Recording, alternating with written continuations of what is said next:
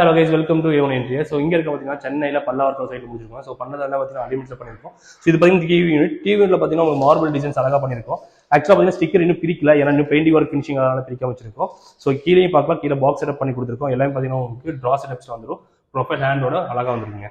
So இது TV unit design simple and நீட்டா இருக்கும். நெக்ஸ்ட் அப்படியே பாத்தீங்கன்னா உங்களுக்கு கிச்சனுங்க. ஸோ கிச்சன் ஸ்மால் சைஸா இருக்கிறதுனால கலரும் பாத்தீங்கன்னா உங்களுக்கு பிளைன் கலர்ஸ்ல போயிட்டாங்க. ஸோ ஒயிட் கலர்ல யூஸ் பண்ணும்போது இன்னும் பிரைட்டா இருக்கும்.